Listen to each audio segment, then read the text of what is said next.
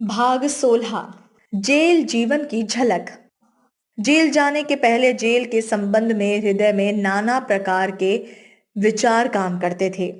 Jail में क्या बीतती है ये जानने के लिए बड़ी उत्सुकता थी। कई मित्रों से जो इस यात्रा को कर चुके थे बातें हुई। किसी ने कुछ कहा और किसी ने कुछ। इस विषय में कुछ साहित्य भी पढ़ा। महात्मा गांधी के जेल के अनुभव को बहुत पहले पढ़ चुका था। भाई परमानंद के जेल जीवन को भी पढ़ा। जो कुछ सुना और जो कुछ पढ़ा उस सब से इसी नतीजे पर पहुंचा था कि जेल जीवन है कठिन जीवन और वहां जो कुछ बीतती है उसे भूलना कठिन हो जाता है। 22 मई 1922 का दिन था। दिन ढल चल रहा था। कोई 4 बजे का समय था। लखनऊ की धूप और लू मशहूर है। गर्मी के कारण चोटी से एड़ी तक पसीना आ रहा था, परंतु तो भी मन को आनंद मालूम होता था। कदम जल्दी जल्दी उठते थे। खुली धूप और खुली हवा के थपेड़े किसी चमनस्तान के झोंके के सदृश मालूम होते थे। यह दिन था जेल से बाहर निकलने का। यह समय था लखनऊ स्टेशन पर पहुंचकर कानपुर के लिए चलने का। कानपुर जाने वाली गाड़ी की ओर बढ़ रहे थे कि इतने में वंदे मातरम महात्मा गांधी की जय की ध्वनि कानों में पड़ी। नजर घुमाकर देखने पर स्टेशन को पार करने वाले पुल के जीने पर पुलिस के गार्ड के बीच में अनेक युवक चलते हुए दिखाई पड़े, जिनके पैरों में बेड़ियां थी। एक प्रकार से उनके हाथ पैर बंधे हुए थे, परंतु तो भी जवान और जवानों से बढ़कर हृदय खुले थे। उन्होंने जय बोली, माता की वंदना की। समय था 2 ही 3 मास पहले की इस प्रकार की गई एक भी ध्वनि उपस्थित लोगों के कंठों से उसी प्रकार की ध्वनि को गुंजा देती, परंतु इस समय ऐसा नहीं हुआ। युवकों के कंठ से निकली हुई आवाज स्टेशन की दीवारों से टकराकर रह गई। लोग उनकी ओर देखते थे, परंतु उस देखने में ना कोई विशेषता थी और ना कोई चाह। ऐसे अवसरों पर निकली हुई ऐसी आवाजें मानो हजार जिह्वाओं से यह बातें कह रही थी कि अन्याय हो रहा है, परंतु हम उसके प्रहारों के नीचे भी अटल हैं। और जब ऐसे अवसरों या इन आवाजों का उत्तर आसपास के आदमी उसी प्रकार से देते, तब मानो वह कहते, इस अन्याय को हम भी घृणा की दृष्टि से देखते। हमारा हाथ और हमारा हृदय तुम्हारी ओर है वीरों, दृढ़ रहना। परंतु इस अवसर पर इन युवकों की आवाज का कोई उत्तर नहीं दिया गया। लोग चुपचाप उन्हें देखते रहे, मानो वे एक तमाशा देखते थे, मानो वे एक जुलूस देखते थे। अच्छे काम के लिए किसी की वाह की आवश्यकता नहीं, परंतु साधारण हृदय अच्छे काम में भी उत्साहित किए जाने और सहानुभूति पाने के सदा भूखे रहते हैं। यदि निर्बलता है तो यह क्रूरता है कि लोग अपने कामों के करने वालों और उनके लिए मरने वालों का दिल वक्त पड़े पर ना केवल बढ़ा ही सके, किंतु अपने सर्द मोहरी की तरह परिचय दें। स्टेशन आते समय सड़क पर एक कुएं के पास कुछ युवक पेड़ के नीचे बैठे पानी पीते हुए दिखाई पड़े थे। पुलिस उन्हें घेरे हुए थी। उस समय ख्याल हुआ था कि साधारण अपराधों में पकड़े हुए लोग होंगे, परंतु आगे बढ़ने पर जब वे फिर दिखाई दिए, जब उनकी घोषणा सुनाई दी और जब इधर उधर लपक कर दरियाफत करने पर यह मालूम हुआ कि वह लोग इलाहाबाद के हैं, गांधी जी के काम में पकड़े गए हैं। उसी में उन्हें सजा हुई। अब पुल पार कराकर सेंट्रल जेल लखनऊ लिवाए लिए जा रहे हैं। तब पहले का विचार हृदय से दूर हो गया और जेल जीवन पर मन में अनेक भावनाएं उठने लगी। लोग समझते हैं कि जेलों में अधिक कष्ट नहीं है, राजनैतिक कैदी मजे में हैं और उन्हें कोई विशेष असुविधा नहीं है। लेखक के भी इस विषय में समय समय पर अनेक प्रकार के विचार रहे हैं, कभी कुछ और कभी कुछ। जब तक जेल की चार दीवारी के भीतर कदम नहीं रखा था, तब तक जेल हुआ सा मालूम पड़ता था। उसका बड़ा भयानक चित्र आंखों के सामने घूमता था। जेल में पहुंचने के बाद कुछ दिनों तक उसकी भयंकरता की दशा आंखों के सामने नाचा करती थी। उठते बैठते यही ख्याल रहता कि यहाँ किस बात की आजादी है और किस बात की नहीं। यह प्रश्न सदा उपस्थित रहता कि जेलर की आज्ञा बिना कितने कदम चलना वाजिब है और कितने कदम वाजिब नहीं। परंतु रहते रहते देखते सुनते और नियमों के उल्लंघन की घटनाएं लगातार सामने आती रहने के कारण यह ख्याल धीरे धीरे नष्ट होने लगा कि जेल वालों ने हवा में भी जाल बिछा रखा है और उनकी आज्ञा के बिना कुछ काम नहीं किया जा सकता। इस विचार के नाश के साथ साथ जेल की भयंकरता के ख्याल भी धीरे धीरे कम होने लगे। कुछ दिनों के जेल जीवन के अभ्यास ने भी मन पर ऐसा ही प्रभाव छोड़ा। साधारण कैदियों के संस्करण में आने से जेल के संबंध में विचारों में कुछ परिवर्तन और भी हुआ। दिखाई तो ये देता था कि इन लोगों को बड़ा कष्ट है और बड़ी यातना के साथ अपने दिल काट रहे हैं, परंतु उनसे मिलने पर मालूम पड़ता है कि कष्ट तो उन्हें ही है, परंतु उतना और असहनीय नहीं जैसे कि बहुधा समझ लिया जाता है। सारे कष्ट बाहर से, दूर से असह्य या मुश्किल से सहन करने के योग्य मालूम पड़ते हैं, परंतु जब वे सिर पर पड़ जाते हैं तब कोमल से कोमल स्वभाव वाले भी इन्हें किसी न किसी प्रकार झेल जाते हैं। इस घबराहट का पता नहीं होता जो पहले होती है और कष्ट सहन करने की हिम्मत आप से आप आ जाती है।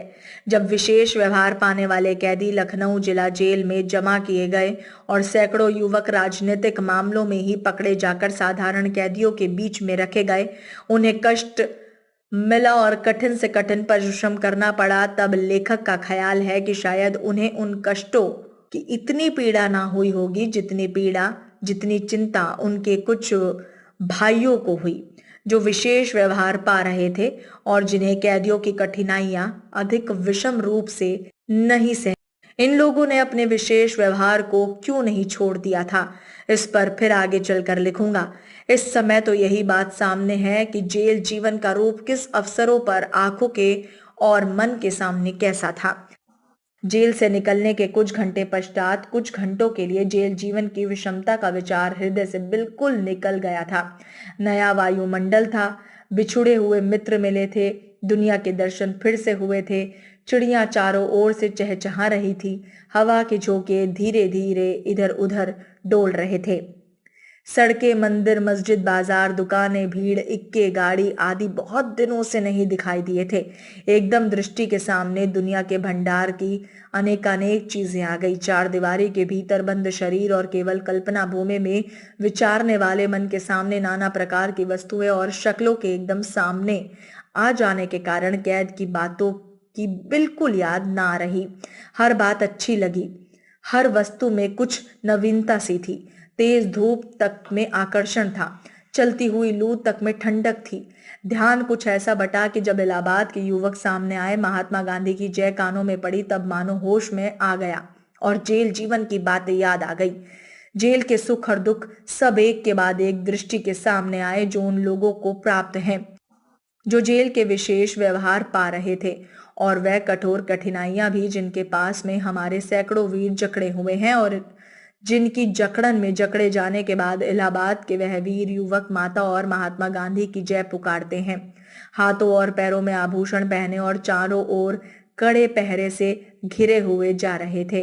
इन सब विचारों के बीच में मैं भी निष्ठात्मक रूप से यह ना कह सका, मन में कम थोड़े शब्दों में, एक या दो शब्दों में, कि जेल का जीवन अच्छे है या बुरा। कानपुर की जेल में जब तक रहा तब तक यही कहना चाहिए कि बुरी नहीं कटी। अक्टूबर मास था, जाड़े के दिन थे।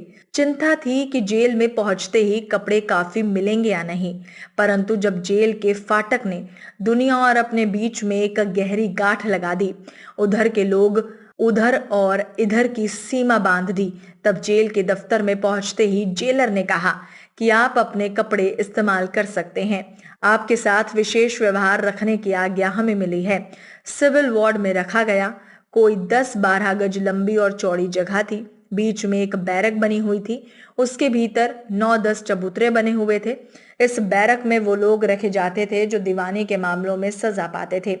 जितने चबूतरे थे उतने ही कैदियों के रखने की जगह समझी जाती थी। बैरक के बीच में चरपाई बिछाने लायक जगह खाली पड़ी थी। वहीं एक अस्पताली चारपाई बिछाई मिली। मित्रों के कपड़े भिजवा दिए, चारपाई पर बिस्तर बिछ गया। शाम हो गई थी। 6 बजे के पहले जेल वाले आए। उन्होंने बैरक में लालटेन रख दी। मैं बैरक के भीतर बंद कर दिया गया। जेल वालों ने पूछा था, आप क्या खाएंगे? उत्तर दिया गया, खाने की इच्छा नहीं थी। साथ ही एक कैदी और भी बंद किया गया। वह नंबरदार था। जेल में नंबरदार कैदियों से काम लिया करते थे, परंतु वह आदमी इसलिए रखा गया था कि वह मेरा काम करे। अंधेरा हो चला था। मैं चारपाई पर लेट गया था। खूब थका था। कुछ मिनटों तक किसी तरह की कोई सुध नहीं रही। किसी खटके से नींद खुली। देखता क्या हूं कि दरवाजे की सिखंचे कुछ मित्र खड़े हैं। डॉक्टर जवाहरलाल नेहरू जी उनमें आगे थे। वह कुछ भोजन लाए थे। दरवाजा बंद था, वह खुल ना सकता था। भोजन की इच्छा ना थी तो भी अनुरोध था। अंत में कुछ चीजें लेनी ही पड़ी। संखिंची के भीतर से चीजें दे दी गई। जेलर इन लोगों के साथ थे। साथ आए और शीघ्र ही साथ ही लिवा ले गए। कानपुर जेल में लगभग कोई 10 दिन तक रहा। काम करने को था ही नहीं। दिन भर बैठे बैठे कटता। किताबें मिल गई थी। वहां मैं गीता, रहस्य, तुलसीकृत, रामायण और शेक्सपियर जैसी किताबें पढ़ता। एक से जी ऊब उठता तब दूसरी किताब उठा लेता। जब और भी जी उगताता तो उस थोड़ी सी जगह में चक्कर लगाता। बाहर बहुत घूमा करता था। मीलों पैदल चलने की आदत पड़ी हुई थी। कुछ तो कामों के कारण पैदल चला करता था और कुछ टहलने के लिए, परंतु इस प्रकार का टहलना जिस प्रकार के टहलने के लिए यहाँ विवश था, अर्थात घड़ी में पेंडुलम की भांति इधर के उधर से उधर हिलना डुलना, मुझे बहुत बुरा लगता था। कैद के अंत तक इस प्रकार का टहलना कभी अच्छा ना लगा। बहुत कोशिश की कि व्यायाम का एक सहारा बना रहे, परंतु इसका निर्वाह ना हुआ। जेलर ने दूसरे ही दिन सवेरे आकर कहा कि आप किसी दूसरे कैदी से बात ना करें, क्योंकि आपको ऐसा ना करने देने की हमें आज्ञा है और आपको टहलने के लिए बस इतना ही स्थान मिलेगा। 3-4 दिन बाद सुप्रिटेंडेंट मेजर बकले जेल के भीतर आए। सप्ताह में केवल एक ही दिन सुप्रिटेंडेंट अपना ये दौरा करते हैं। वह धीरे भी आए। उन्होंने जेलर से कहा कि टहलने की हद और बढ़ा दो। हद बहुत बढ़ा दी गई थी, परंतु उसका लाभ उठाने की आवश्यकता नहीं पड़ी। मैंने सुप्रिटेंडेंट से कलम दवात रखने के लिए पूछा। उन्होंने कहा, क्या करोगे? मैंने कहा, समय नहीं कटता, कुछ लिखूंगा। वह बोले, लिखकर क्या करोगे? लिखा हुआ बाहर उसी समय जा सकेगा जब गवर्नमेंट उसे पास कर देगी। मैंने कहा कि कोई हर्ज नहीं, मैं राजनीतिक समस्याओं पर कुछ नहीं लिखूंगा। अंत में सुपरिटेंडेंट ने कॉपी, इंक, पेंसिल रखने हेतु की आज्ञा दे दी, परंतु कानपुर में जब तक रहा तब तक वह मुझे मिली ही नहीं। मेजर बकले से सबसे पहले दूसरे ही दिन साक्षात्कार हुआ था। कायदा है कि प्रत्येक नया कैदी सुप्रिटेंडेंट के सामने पेश किया जाए। दूसरे दिन सवेरे ही जेल ने दफ्तर में बुला भेजा। मेजर बकले कुर्सी पर बैठे थे और जेलर खड़े हुए थे। कुछ रजिस्टर पेश कर रहे थे। एक कागज के बाद दूसरा पेश किया जा रहा था और धड़ाधड़ उस पर दस्तखत होते जाते और वह हटाए जा रहे थे।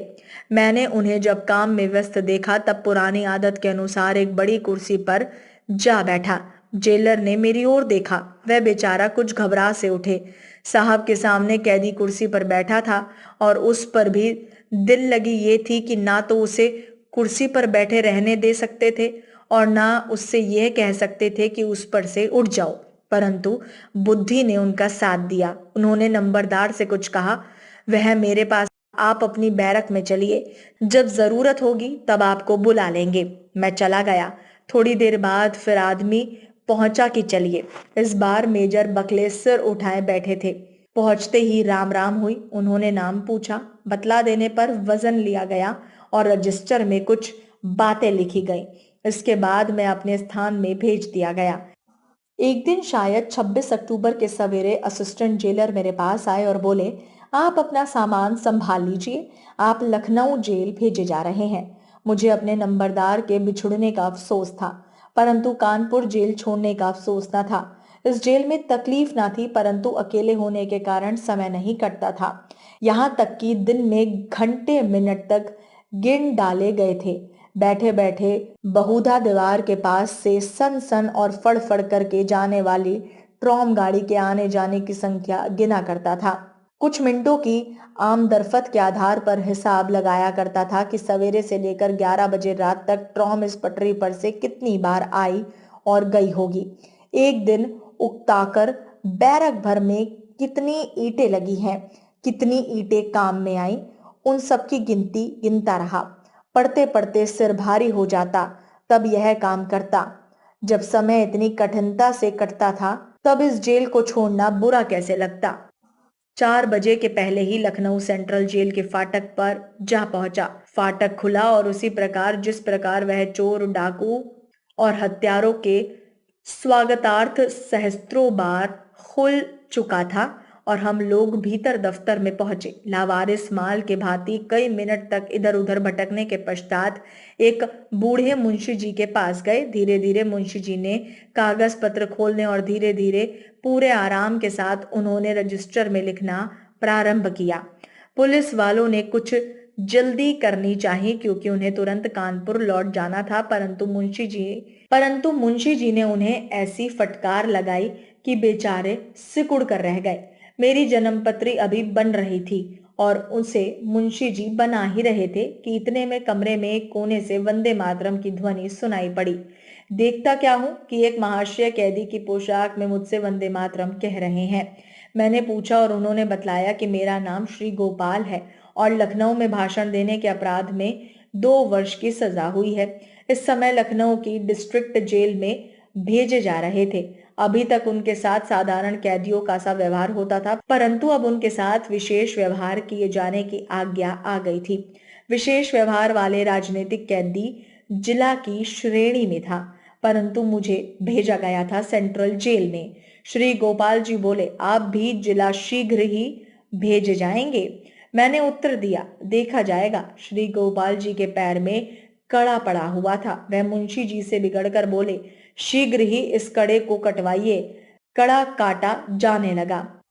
श्री गोपाल जी के पास अधिक सामान नहीं था। एक धोती थी, उसी के भीतर कुछ और कपड़े भी लपटे हुए थे। श्री गोपाल जी ने कड़क कर मुंशी जी से कहा कि इस सामान को जिला जेल तक ले जाने के लिए आदमी दीजिए। मुंशी जी ने कहा कि इसे उठाकर ले जाने में तुमको कोई तकलीफ ना होगी। इस तुम शब्द के व्यवहार पर श्री गोपाल जी की तेजी के सामने हवा हो गई।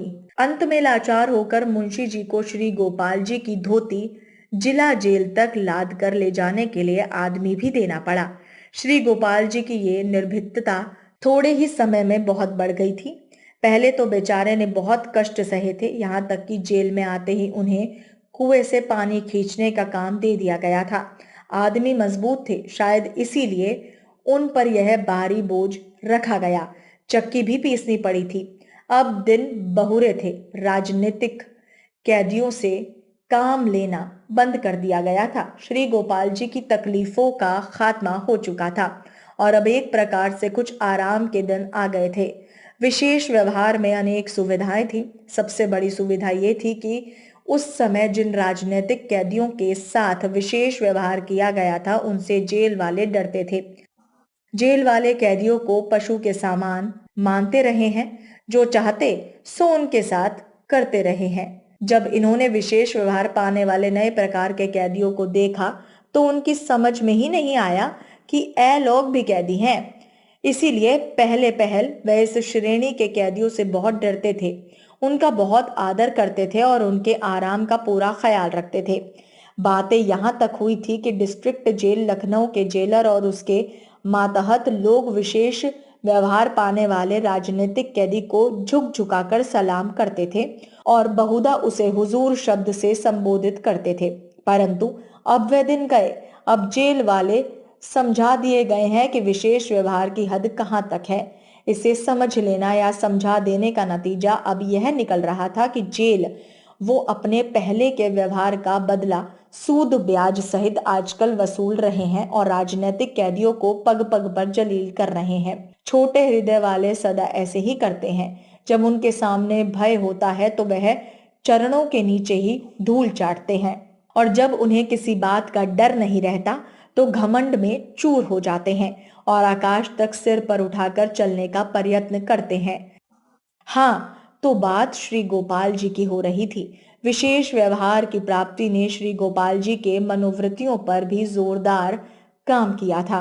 उन्हें अपनी हैसियत का पता लग गया और इसीलिए उन्होंने जेल वालों से दबना या भय खाना छोड़ दिया और जहां उन्होंने देखा कि जेल वाले और अनुचित व्यवहार करते हैं तो उन्हें निसंकोच फटकार देते। जब मैं जेल के भीतर पहुंचा और वहां उन राजनीतिक कैदियों के साथ रखा गया, उस समय सेंट्रल जेल में थे, तो पता लगा कि एक दिन जब साधारण रीति के अनुसार जेल में लाला श्री गोपाल जी को एक मूली दी जाने लगी, तब उन्होंने उसको लेने से इनकार कर दिया और उन्होंने साफ साफ तथा बेझिझक होकर कह दिया कि अब हमारे साथ विशेष व्यवहार हो गया है, हम 2 मूली लेंगे। इस घटना से यह समझ लेने की आवश्यकता है कि श्री गोपाल जी ने विशेष व्यवहार का मूल्य केवल 2 मूली रखा था। इसका अर्थ केवल इतना नहीं है कि वह विशेष व्यवहार के तत्व को समझ गए थे और इस बात को नहीं सहन कर सकते थे कि कोई भी उनके अधिकार से उन्हें एक क्षण भी वंचित रख सकने की हिम्मत कर सके। उस दिन तो श्री गोपाल जी से कुछ बातें भी ना हो सकी।